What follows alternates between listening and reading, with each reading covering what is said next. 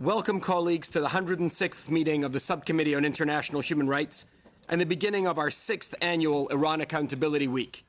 I want to mention the presence of the Honourable Irwin Cotler, who is no stranger to this subcommittee. While our focus during this week's hearings will be the Iranian regime's deplorable record of domestic human rights abuses, we also take note of the regime's increasing export of violence and terror. In the last year, Iran's role as a destabilizing force in the Middle East, and specifically Syria, has become increasingly alarming, as its state sponsorship of terror has continued to expand. In particular, the activities of the Iranian Revolutionary Guard Corps and its proxies, Hamas and Hezbollah, have caused immense suffering for millions of people in the Middle East. Iran's activities in Syria and support of the Assad regime's brutal repression of the Syrian people has been called one of the greatest concerns for geopolitical stability and security in the world today. On the domestic front, this past December, 3,700 Iranian demonstrators calling for their democratic rights were arrested, including women and girls calling for equal rights. Those protesters have become subject to Iran's vindictive judicial system, including the notorious Evin prison, where Canadian citizen Dr. Qaboos Sayed Imami died in February. His wife, Canadian citizen Mariam Mombemi, remains in Iran against her will. As the Human Rights Subcommittee, we want to be on the record that human rights abuses in Iran are always top of mind. We want to express our solidarity with the Iranian people, among them the many political prisoners, prisoners of conscience and human rights defenders who work tirelessly in Iran and abroad and at great personal cost for the promotion, protection and respect for human rights in their country. To begin our hearing, we have two witnesses before us. By video conference from London, we have Professor Payam Akhavan, co-founder of the Iran Human Rights Documentation Center, and in person, Mark Dubowitz, CEO of the Foundation for Defense of Democracies. Professor Akhavan, if you begin with your opening remarks, we'll then move to Mr. Dubowitz and then proceed straight to questions from the members. Professor Akhavan, please go ahead. Monsieur le Président. Mr. Chair, honourable committee members, I'd like to thank you for inviting me here. It's a privilege to have this opportunity to appear before you once again. I'd like to take this opportunity to express my deep appreciation for the ongoing attention that you are giving to human rights in Iran.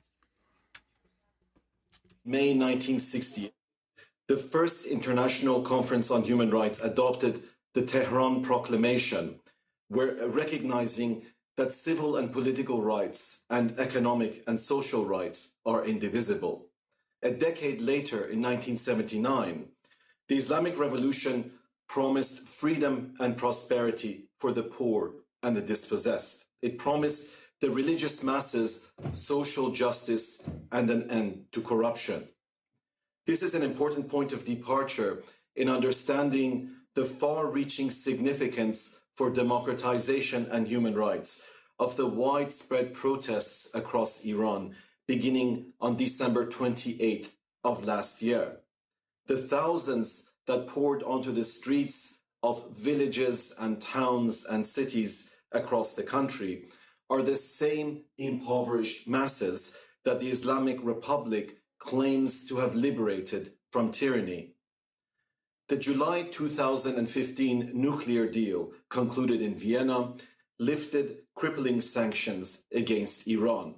The World Bank observed that shortly after, the economy bounced back sharply with a growth rate of 9.2% by the second quarter of 2016. President Rouhani promised that this would lead to greater prosperity and freedom. That promise has not materialized. It isn't difficult to understand why. Iran's oil wealth has vanished in part because of extreme corruption among Iranian elites. In its 2017 corruption index, Transparency International ranked Iran 130th among nations. The economy is controlled by the Revolutionary Guards and the religious foundations, a fusion of autocratic violence and theocratic extremism sustained by a kleptocratic class. Much of that money is laundered in real estate markets in Toronto and Vancouver. The committee may recall the $2.6 billion embezzlement scandal involving Mr. Mahmoud Khavari in 2011, who obtained Canadian citizenship while serving as the CEO of Melli Bank in Iran. There are many others like him. Iran's oil wealth has also vanished because of costly proxy wars aimed at exporting the revolution and the destruction of Israel. Iran's Quds forces and Lebanon's Hezbollah have played a direct military role in supporting the Assad regime. They have contributed to civilian atrocities that the UN Commission of Inquiry on Syria has qualified as crimes against humanity. Elsewhere, Iraqi Shia militia have committed atrocities against Sunni civilians. In January 2016, the Revolutionary Guard's commander, Mohammad Jafari, celebrated the mobilization of nearly 200,000 armed youth across the region. All of this has cost Iran billions of dollars. Thus, while Iran's oil wealth sustains extravagant lifestyles and religious wars, Iranian youth suffer from an unemployment rate of 30%, according to World Bank statistics. A prominent Iranian economist estimates that at least 26 million Iranians, or 33% of the population, live below the poverty line, and that 6%, or 5 million people, face starvation. Amidst rising prices, persistent unemployment, embezzlement, unpaid wages, bank collapses, and widening wealth disparity, a noted expert has referred to the death spiral of the Iranian economy. This is the catastrophic toll of an authoritarian system without either transparency or accountability. The situation is no longer sustainable. By way of example, on February 4th of this year, 3,500 steel workers in the city of Ahvaz went on strike to demand 3 months of unpaid salaries. On the same day, in the nearby city of Shush, a prominent labor activist demanded 4 months of unpaid salaries for 5,000 sugarcane workers. Where in the world, he asked, have you seen workers not being paid their miserable wages and then being forced through police violence to work? This is slavery. This dire economic situation is exacerbated by severe climate change. The UN Development Programme warned in 2017 that, and I quote, water shortages are acute, agricultural livelihoods no longer sufficient. With few other options, many people have left, choosing uncertain futures as migrants in search of work. In January of this year, Iranian authorities killed farmers protesting mismanagement of water resources in villages around Esfahan. Many environmentalists have been imprisoned on vague grounds of national security. A particularly disturbing case that you referred to, Mr. Chair, is that of Iranian-Canadian professor Kavus Sayed Emami, founder of the Persian Wildlife Heritage Foundation. He was arrested on baseless charges of espionage for Israel and the United States. On February 9th, his wife, Maryam Mombeini, was informed that her husband had committed suicide in Tehran's Evin prison. The family was pressured to keep quiet and to bury the body quickly. A request for an independent autopsy was denied. It calls to mind the notorious murder of Zahra Kazemi in the same Evin prison in 2003.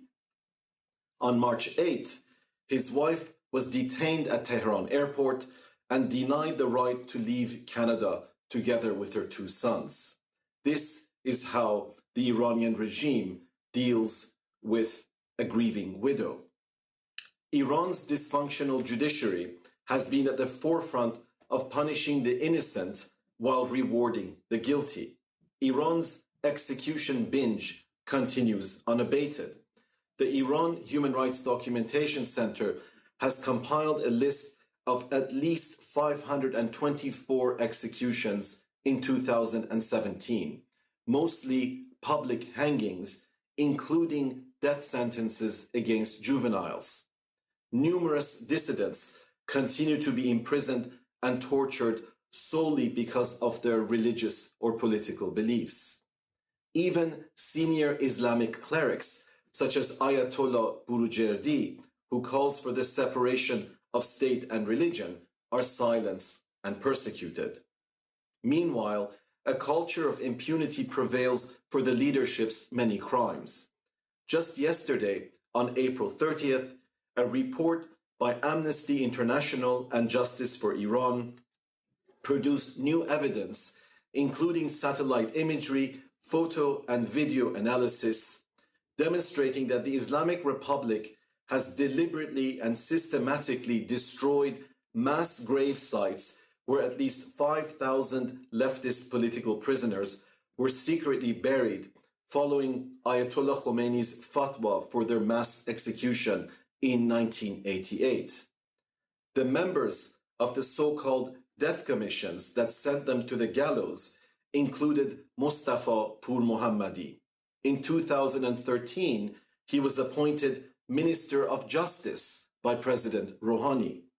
It also included Ebrahim Raisi, who was appointed Attorney General between 2014 and 2016. He is now custodian of the Imam Reza Shrine in Mashhad, probably the wealthiest religious foundation with an estimated $15 billion worth of assets. That is how the regime rewards those who commit crimes against humanity. The Iranian leadership is on a collision course with the Iranian people. Instead of addressing their legitimate grievances, the regime is responding to increasing public anger with increasing violence. In this regard, the policies of so-called reformists and hardliners are not fundamentally different. In the words of a reformist, the protests, and I quote, have brought the two factions closer to each other because at the end of the day, we are all in the same boat. Many have abandoned hope of reform and have called for a referendum on a secular republic. This disillusionment is with good reason. Recently, on April 23rd, at a talk before the American Council on Foreign Relations, Foreign Minister Javad Zarif denied the persecution of homosexuals while equating compulsory hijab for women with McDonald's dress code prohibiting topless customers. He also claimed that being a Baha'i is not a crime. The Iranian judiciary would disagree with him. On the same day as his charm offensive in Washington, a court in Ahvaz sentenced Ms. Mitra Badrnejad to prison for the crime of, and I quote, membership in the Baha'i religious organization. She joined the ranks of thousands of other Baha'is who have faced executions, torture, imprisonment, denial of employment and education, and destruction of their places of worship and cemeteries. Ayatollah Khamenei has openly condemned them as untouchables. The obsessive hatred of Baha'is has extended to Iran's Houthi proxies in Yemen, who have recently called for butchering Baha'is in what arguably constitutes incitement to genocide. As political unrest intensifies, the scapegoating of Baha'is could become much worse. Mr. Chair, honourable members of the subcommittee, this is a time of great hope, but also a time of great danger. Iran could go in many different directions in the coming months. The challenge is empowering the Iranian people to build a better future through non-violent means. I thank you very much for your time and attention. Thank you very much, Professor Akhavan. We will now move straight to Mr. Dubowitz.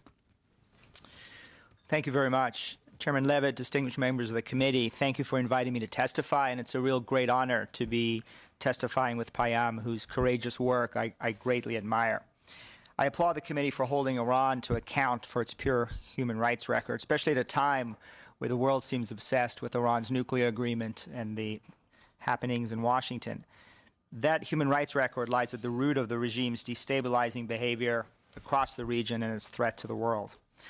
I hope you have before you my written testimony. I'm going to summarize the basics as well as the policy recommendations. The nationwide protests that Payam talked about have begun to consume Iran in late December, and they reflect long-standing frustration with Tehran's repression, its corruption, its economic mismanagement, water shortages, and foreign adventurism. It's important to understand that the country has been witnessing hundreds of these protests over the past few years, but the latest demonstrations really mark the first major widely covered eruption since the brutally repressed 2009 Green Revolution. These protests represent a potential inflection point in the clerical regime's long-term viability.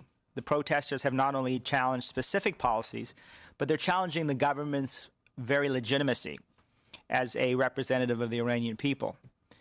Chants of death to Khamenei and death to Rouhani, referring to Supreme Leader Ayatollah Ali Khamenei and President Hassan Rouhani, have routinely punctuated these mass demonstrations.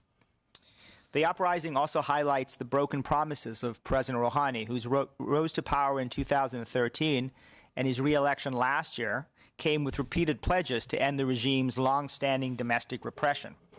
In 2016, he released a detailed charter on citizens' rights, which vowed to advance fundamental democratic norms, including freedom of speech, press, religion, association, fair trials, and due process, as well as government transparency and accountability. However, as the late Asma Jahangir, the UN Special Rapporteur for Human Rights in Iran, has noted just before her death in February, improvements in Tehran's human rights record under Rouhani are not forthcoming. Iran's actions, she wrote, starkly contrast with its rhetoric. The regime has continued to impose arbitrary arrests, large numbers of executions, restrictions on speech and assembly, torture, imprisonment, and discrimination against women and ethnic and religious minorities. Rouhani, she said in an October 2007 press conference, is going to have to walk the talk. Now, the protests have largely faded from the headlines in recent weeks, but they continue to unfold throughout the country. In April, mass demonstrations began in the city of Kazarun. Quote, "Our enemies right here. They lie and say it's America," protesters chanted. Demonstrators also gathered in Iran's Kurdish regions to highlight their economic plight. In Isfahan, protesters drew attention to chronic water shortages. In March, Iranians protested against the Islamic Republic of Iran Broadcasting, the regime's major propaganda organ. In recent days, Iranians have been protesting Tehran's censorship by writing anti-regime slogans on Iranian banknotes and posting them on Twitter. As a noted expert observed, a careful review of the evidence clearly indicates that the protests are not a short-lived phenomenon with temporary impact. Rather, they mark a turning point in permanent change in the trend of events and political calculations in Iran. And one must understand that this record of domestic repression stems not merely from the regime's ambition to keep and hold power, but it very much stems from a radical ideology which views the Islamic Republic as having revolutionary ambitions. Iran's human rights abuses reflect its determination to curb any behavior at home that contravenes its religious worldview and its regional and global ambitions. And this reality underlies the systematic and pervasive reach of Iran's repressive state. The regime effectively rules through fear, employing imprisonment, torture, and executions to enforce its Islamist creed. It tolerates no dissent. It targets ethnic and religious minorities and journalists and political activists.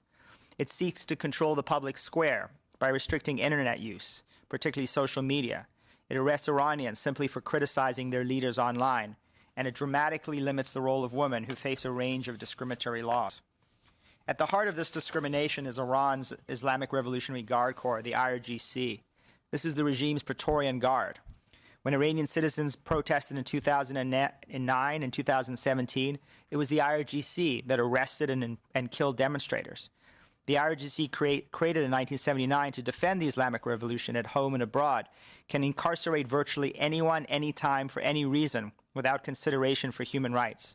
It controls Ward 2A of Evin Prison, where widespread and institutionalized torture of political prisoners routinely occurs. My written testimony goes in great detail through a range of human rights atrocities. Payam has talked about some of them. I won't go into much detail on executions or on religious freedom. This committee has heard much testimony on that. The freedom of speech and the press, again, Reporters Without Borders has described Iran as one of the world's biggest prisons for media personnel. The malign treatment of prisoners, I think, is actually worth detailing once again.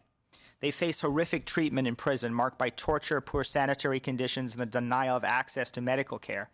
According to the former Special Rapporteur, Asma Jahangir, imprisoned Iranians have experienced, quote, sexual violence, including rape, blunt force trauma, positional torture, burns, sharp force, electric shocks, use of water, pharmacological torture, asphyxiation, amputation, sleep deprivation, threats and humiliation, and prolonged solitary confinement, including on the basis of ethnicity, religion, political views, or having transgressed expected social norms. Freedom from Torture, a London-based advocacy group, cited, quote, the widespread use and acceptance by the government of these interrogation and intimidation tactics. Payam has detailed the repression and killing of Canadian-Iranian dual nationals. Iran continues to hold at least 14 dual nationals and Iranians with permanent residence overseas on spurious charges. Discrimination against Iranian women is widespread and pervasive. I would just highlight on that front, child marriage is widespread in Iran, according to the former Iran Special Rapporteur. Quote, at present, girls can be married as young as 9 with the permission of the court. And the United Nations Children Fund reported that approximately 40,000 children under the age of 15 years are married annually, and that approximately 17% of girls are married before the age of 18. I would be remiss in discussing Iran's domestic repression without talking about the Iranian regime's brutality in Syria, where their support for Bashar al-Assad has resulted in more than 500,000 deaths, created millions of refugees who have fled to Europe and neighboring states. The regime reportedly spends about $15 billion a year to support its longtime partner in Damascus, including with arms. It's financed foreign militias, including Lebanese Hezbollah. It provides between $700 and $800 million to Hezbollah, which has been the shock troops for the regime in Syria and contributed to the slaughter. And there are billions of dollars of credit and oil that it's provided. Let me turn to some policy recommendations. I've detailed 6 policy recommendations in my testimony. Let me just summarize the first 2. The first one is that pursuant to the Special Economic Measures Act, or CEMA, the Canadian government should designate the IRGC in its entirety for its human rights violations in Iran and Syria and impose human rights sanctions on Iranian state organs that facilitate the regime's human rights violations at home. Last year, CEMA was amended to include an explicit new criterion that would enable sanctions against foreign actors that commit gross and systematic human rights violations. I would urge the Canadian government to designate the IRGC on that basis. I would also urge the Canadian government to sanction under CEMA the business empire of Ali Khamenei, the supreme leader, who is also the architect of Iran's repression. This $200 billion corporate conglomerate, which the supreme leader controls, consists of major companies and foundations, and it's also built on the backs of illegal expropriation of Iranian private property. In addition, the Canadian government should use the new Magnitsky Act, which allows the governor and council to take restrictive measures against foreign nationals responsible for gross human rights violations, as well as corruption. This legislation gives the Canadian government the ability to sanction Iranian individuals and entities for gross human rights violations and corruption. I will end there. There are other recommendations in my testimony, including listing the IRGC as a terrorist entity under the Canadian Criminal Code, as well as recognizing that there is a clear nexus between the Iranian regime's human rights abuses and its other instruments of state repression. Finally, Iran should maintain its listing under Canadian law as a state sponsor of terrorism under the Justice for Victims of Terrorism Act. This is the leading state sponsor of terrorism, as has been recognized by numerous U.S. administrations, including Barack Obama and Donald Trump's. Thank you. Thank you very much, Mr. Dubowitz. We're going to move straight into questions, and I believe MP Sweet, you're going to lead us off. Thank you very much, Chair. Thank you to both of our witnesses. We greatly appreciate all of the work that you've done over the years in trying to hold Iran accountable.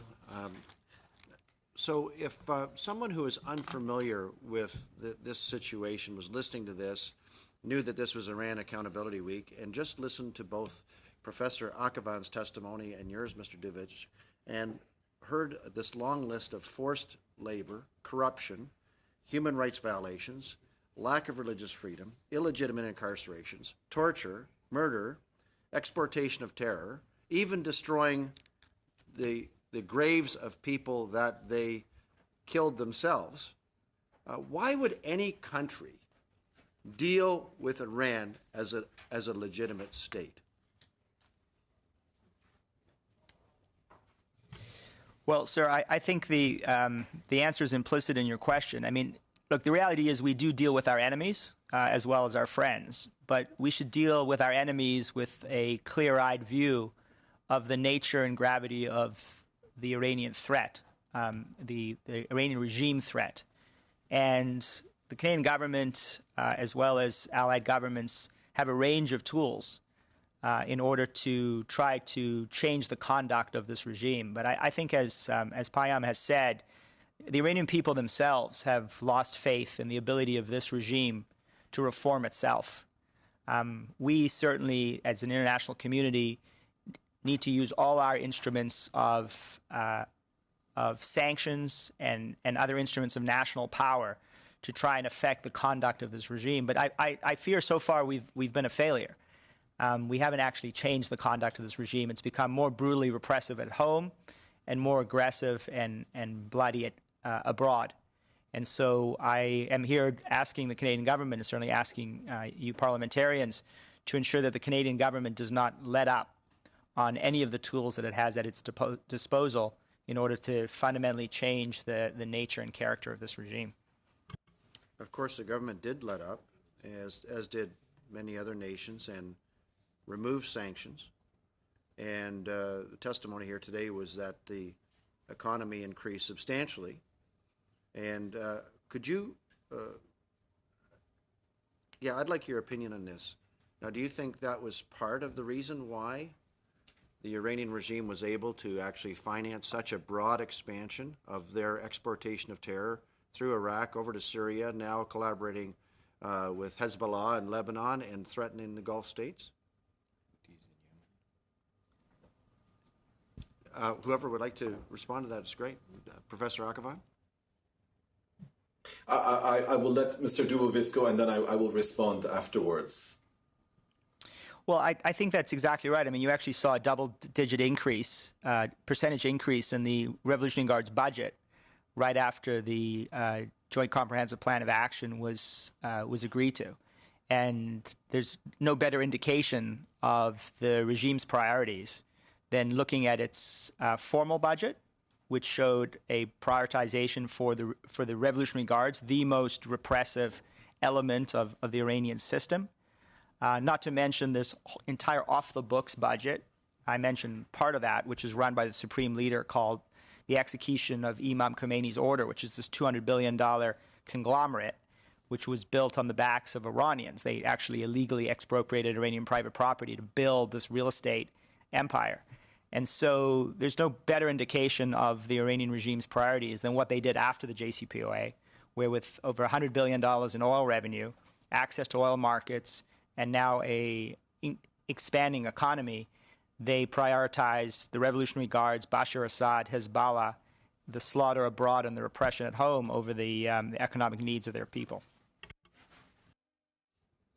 If I may just add quickly to what my friend Mark has said, the lifting of the sanctions was linked only to the question of Iran's nuclear program and not to Iran's human rights abuses. And many of us for years have been saying that the nuclear issue should not eclipse the central issue, which is the nature of the regime and its systematic violent repression of the Iranian people and their aspiration for a different future.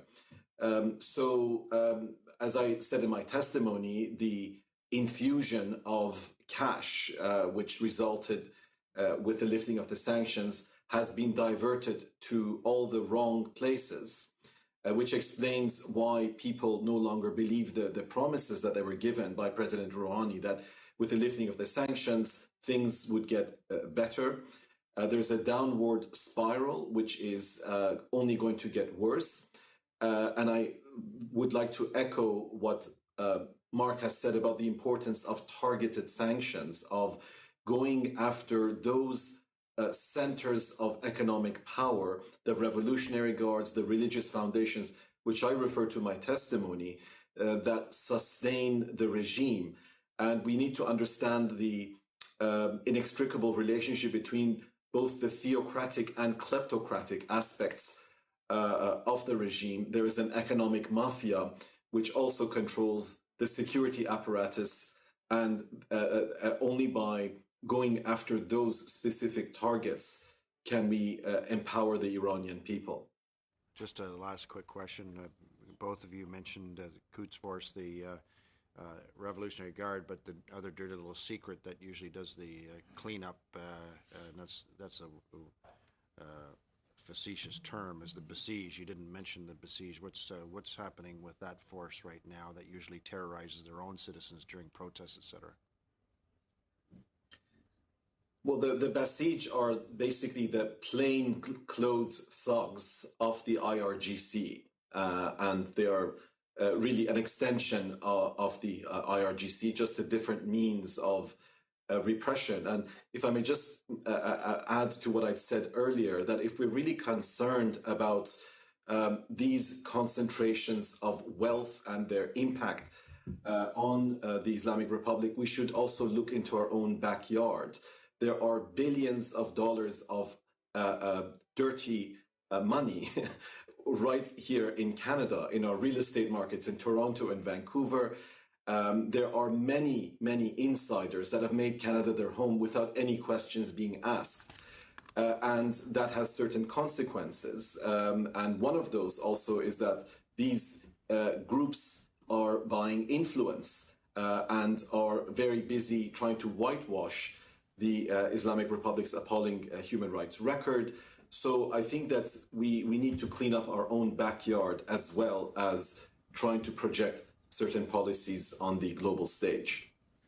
I just very quickly, from a policy perspective, the Revolutionary Guards, again, are also in control of the Quds Force, who are their overseas thugs, the Basij, who are their domestic thugs.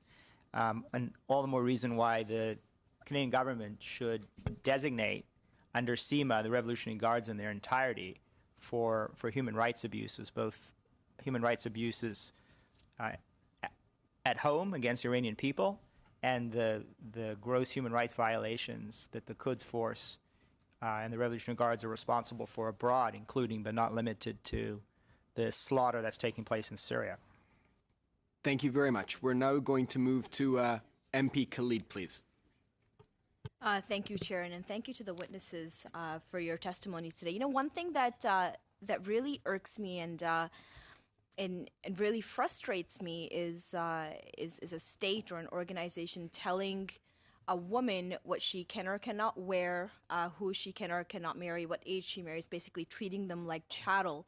And we've seen across the world in Canada and south of us, and then across the world, truly an empowerment of women and a move towards more and more women's rights. And it really heartened me to see such a movement in Iran as well.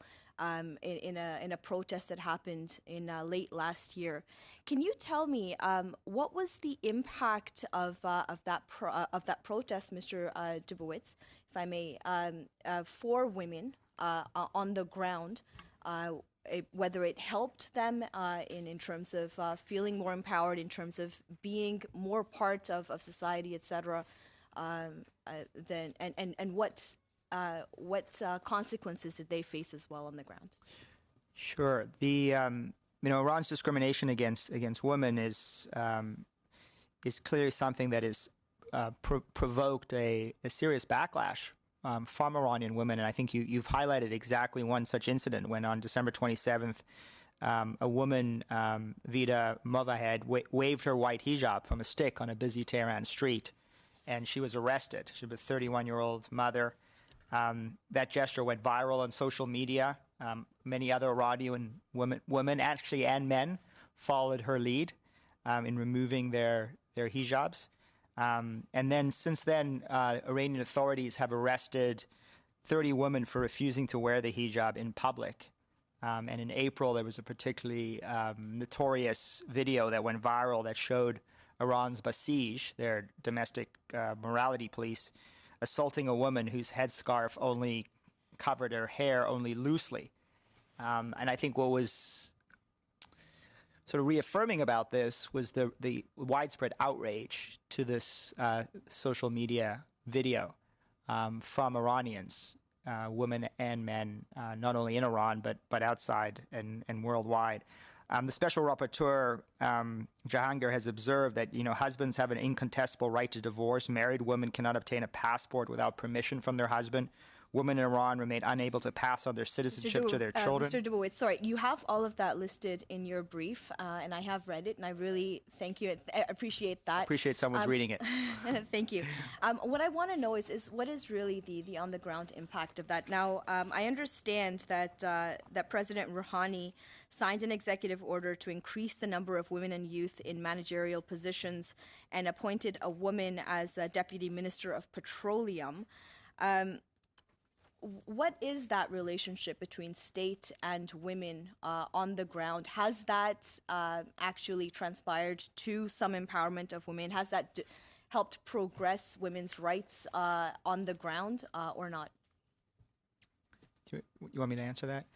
Look, I think there's some cosmetic changes that are taking place, but these changes are not fundamental. I mean, if you look at government posts, 137 women were registered to run in Iran's presidential election. The Guardian Council, which screens loyalty to the regime, rejected all of them.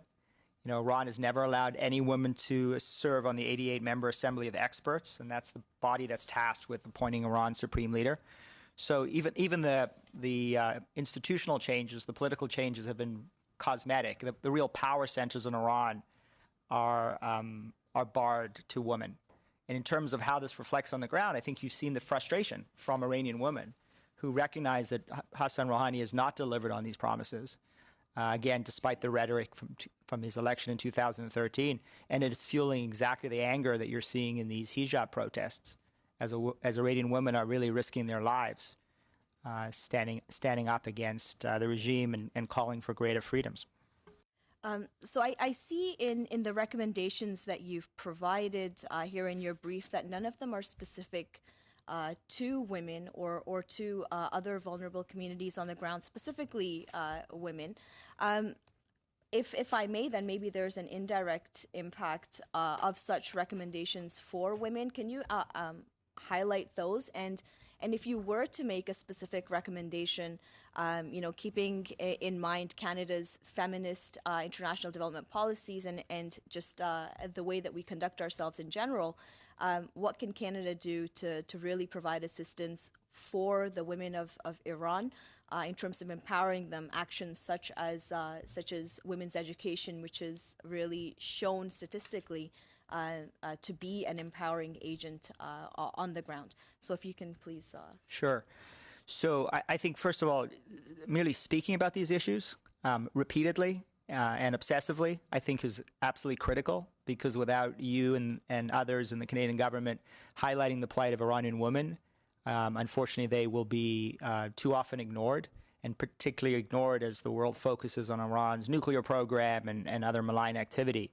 The second thing is you have, under the Magnitsky Act, a lot of discretion to target, to designate, and sanction Iranian government officials who are responsible for repressing Iranian women, and actually using Magnitsky and its authorities to not only call out this abuse, but actually penalize Iranian government officials and judicial officials and others who are specifically responsible for gross human rights violations, and particularly violations as it relates to the repression of Iranian women. So you have those authorities, and I would strongly urge you to use them. Thank you. Do I still have some more time? So just by the same vein then, I know that you touched on this a little bit, but LGBTQ2 rights within Iran, obviously LGBTQ2 rights across the world are very atrocious, and we're very lucky here in Canada to have such respect for all minorities. Specifically in your recommendations, and if you have any verbal recommendations, how do you think Canada should be dealing with and providing assistance to those communities as well? Well, again, I think it's worth calling out Iranian leaders. For example, Mohammad Javad Zarif, the Iranian foreign minister, was recently in Washington and New York on a what I would call a Iranian regime kind of whitewashing tour. And he specifically, when asked about gay rights in Iran, denied the realities. And the realities are that Iranian gays are executed for, quote unquote, the crime of being gay. I mean, this was sort of notoriously underscored by former Iranian President Mahmoud Ahmadinejad when he was the Iranian president, who sort of joked in New York that they had no gays in Iran. Well, first of all, there's a large gay community, and second of all, to the extent that that community is dwindling, it's because the Iranian regime is repressing and in some cases executing them. So I think first is to actually highlight that and call out the mendacity of leaders like Zarif. The second is, again, you've got these authorities, and I'm sorry to sound so repetitive, but you've got CIMA, you've got the Global Magnitsky Act. You have the ability to go after Iranian officials specifically for gross human rights violations, whether it be LGBT, whether it be discrimination against Iranian women, against ethnic minorities, religious minorities. I mean, all of those authorities are provided to you under the Act and under CIMA. And again, I would strongly urge you to use those authorities. A lot of people say, what's the point of designating Iranian officials for a range of human rights violations? I can tell you it matters. It matters tremendously. And I think Payam is exactly right. We did not focus and prioritize on human rights and on LGBT rights and on women's rights enough over the past decade. There was a focus on the sort of hard elements of Iran's malign behavior, the nuclear program, missiles, terrorism, destabilizing behavior. I think the Canadian government actually was a global leader on the issue of human rights. There probably wouldn't have been a UN Special Rapporteur on Iranian human rights without the support of the Canadian government of both parties. And so I would strongly urge you, again, use your authorities, designate these individuals, name and shame them, apply visa bans, sanction their bank accounts. Payam is exactly right. There is a lot of Iranian regime money in this country. It is remarkable the amount of money laundering that is going on in Canada through real estate and through other mechanisms. And the ability to actually target financial sanctions against those who are responsible for human rights abuses is tremendously powerful and would be consequential if it was actually being utilized. Thank you very much. We're now going to move to MP Hardcastle. Thank you, Mr. Chair. I'd like to thank our witnesses for bringing some very thought-provoking information to us today. We're well aware of the human rights abuses in Iran, and I just want to continue on the conversational role with Mr. Dubowitz. So you're talking about targeted sanctions and how we need to take, now that we have our legislation in place, that we need to take these bolder steps. I guess I'll ask both of you, both of our witnesses through the chair, if we can maybe have a little bit of candor from you, as we've already heard, with regards to the Universal Periodic Review. Do you think that if we're targeting in a different way or in a more vigilant way, that we'll see a different response to recommendations that are put forward by the review? I think sometimes when we're following this issue, we get cynical about the processes that are in place and the responsiveness. So I'm wondering if you think that that would be helpful or meaningful for the review to be something that is actually responded to.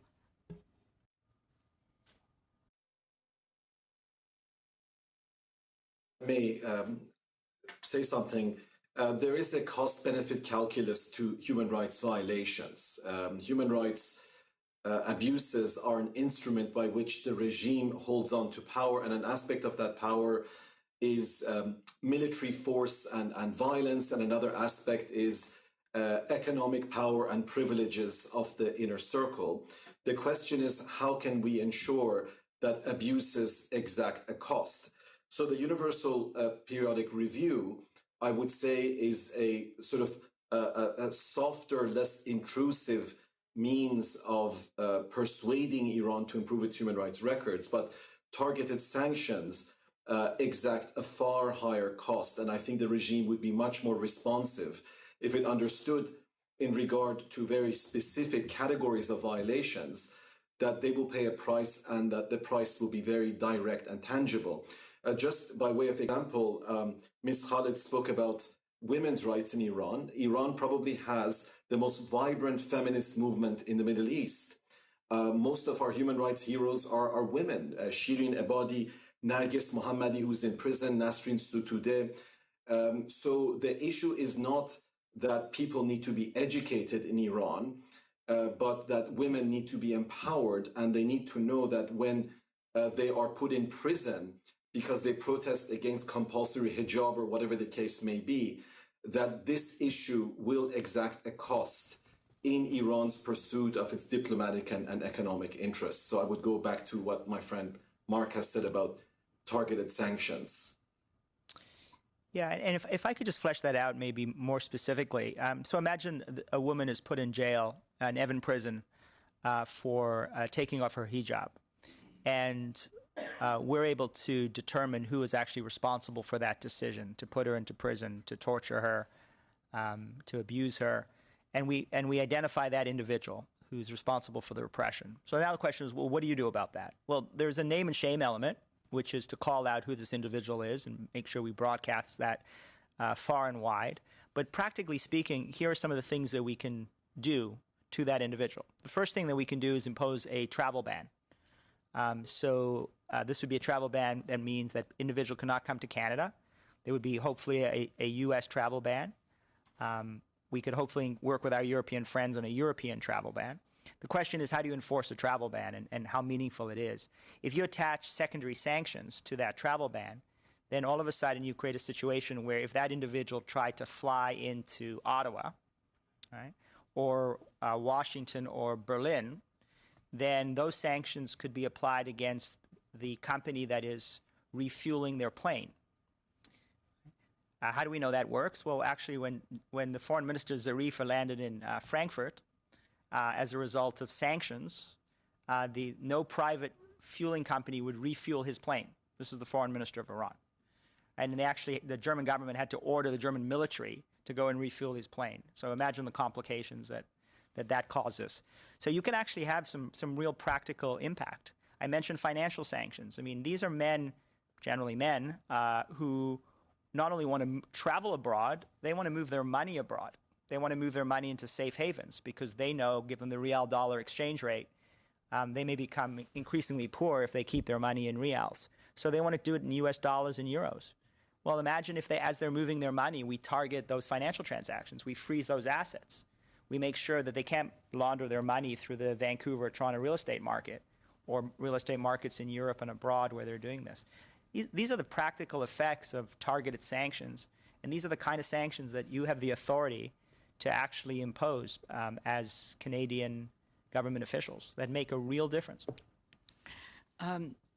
If I'm sure I'm running out of time, Mr. Chair, but I wanted, and maybe somebody else will take up on that. One of the things that we haven't really talked about here, and I think it's an important component, without getting too philosophical, is education and post-secondary education, the education system and Canada's role in international development and opportunities that we could be maximizing there, and actually what the realities are on the ground right now. It would be helpful to hear a little bit about that from either of you or both. Short reply from one of the gentlemen, please. I'm not sure what you have in mind in terms of education. One of the problems is that Iran sees civil society as a threat. So Iran, once again, has a very vibrant civil society, has a youthful population. They're internet savvy, they're cosmopolitan, but they are severely repressed, they're imprisoned, they're intimidated.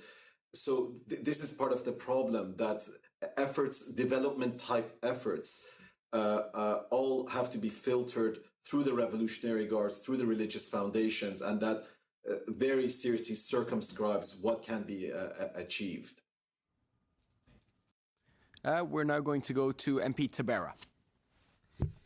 Thank you all for coming here, and we're quickly running out of time, so I'll try to be as quick as I can.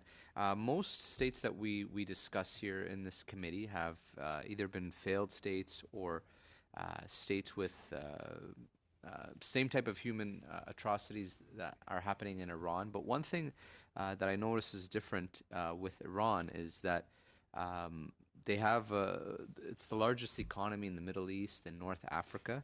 The GDP is 412 billion, as Mr. Akhavan, you mentioned.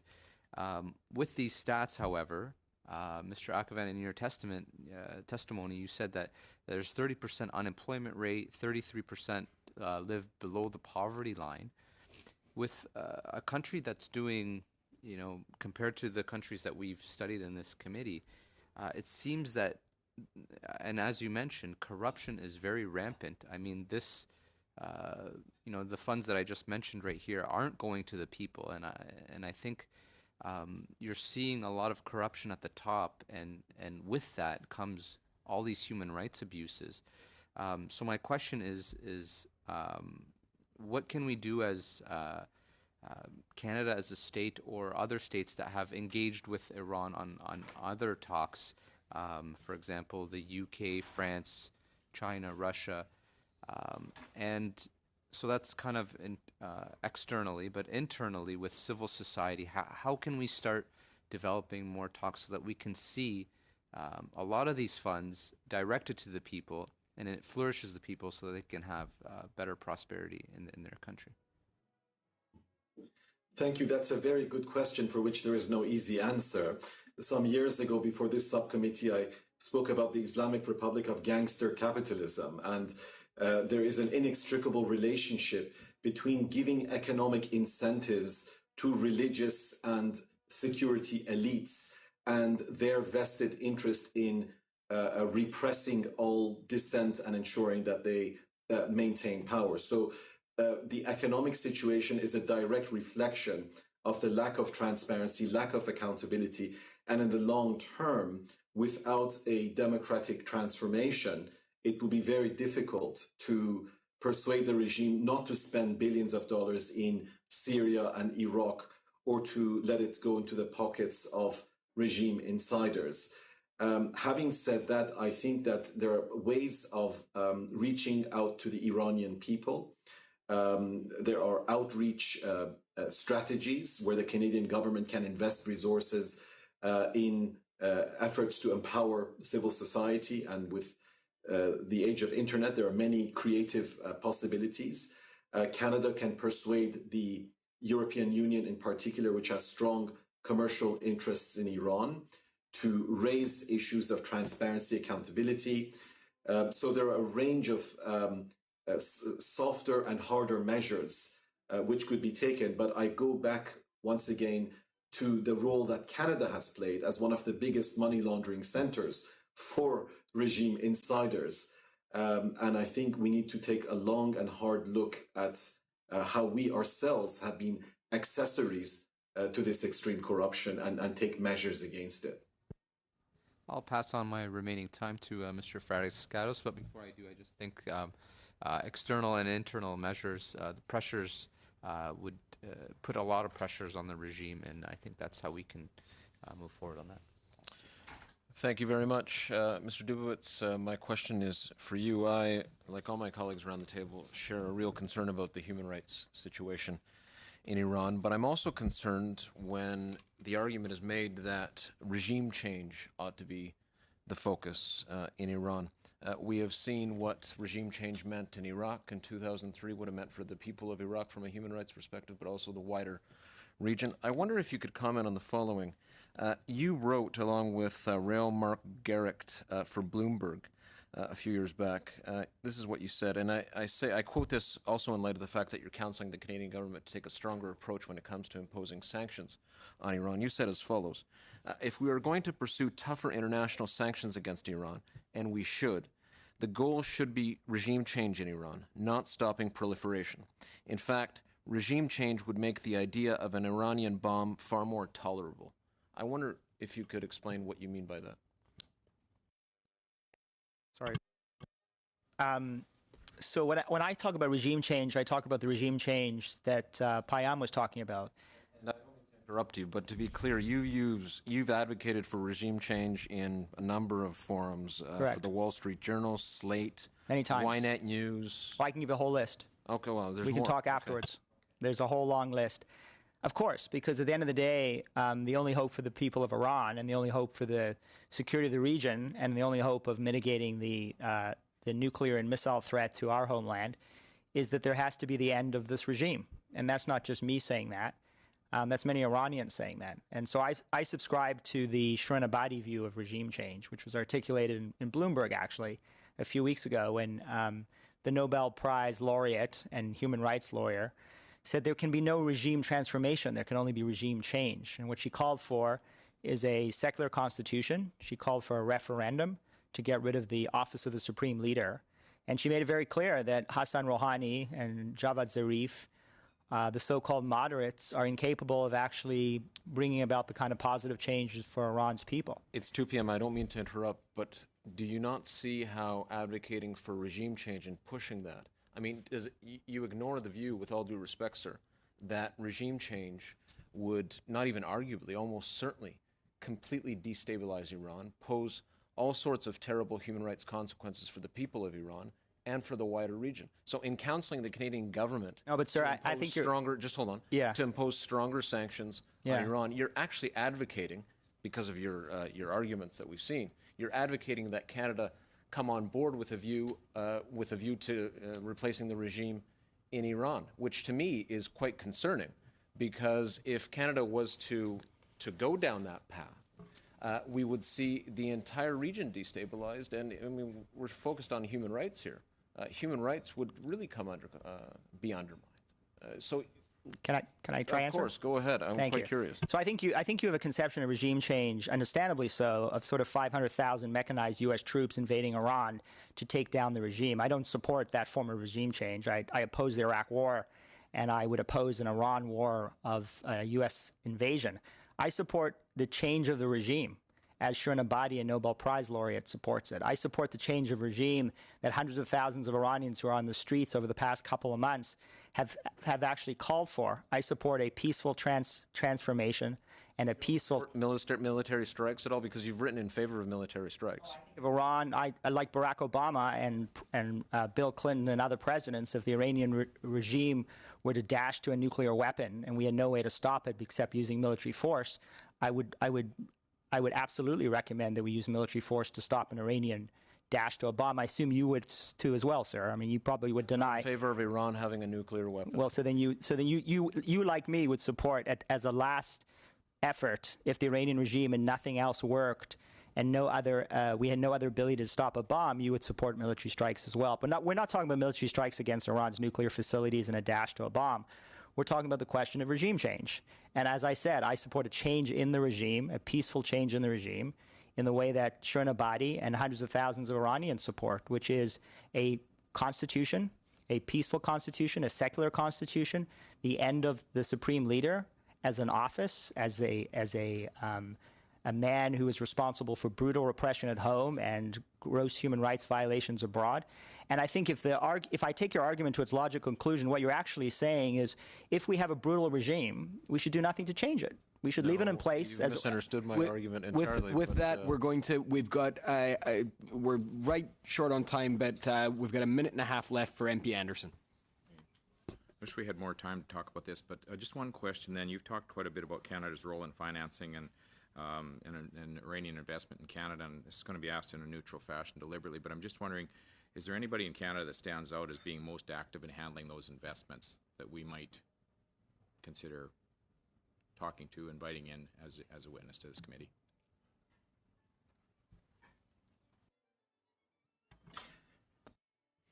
That's a question I personally would have to reflect on very carefully, but there are individuals that have quite detailed knowledge about movements of money and resources and particular cliques that have set up camp in Canada, and I'd be happy to speak to the subcommittee further about that. Well, perhaps the subcommittee should take some interest in that in the future. Thank you very much. And with that, and it being after 2 o'clock, I'm going to thank both of our esteemed guests for being here today and starting our 2 hearings on Iran Accountability Week. This has been quite riveting testimony, and I know that as we move forward with statements in the House and the work of our Professor Kotler and the Roel Wallenberg Centre, that we're going to be able to reflect further on how Canadian Parliament can address the issues of ongoing human rights abuses in Iran. So to both of you and to all the members, I thank you very much. We are adjourned.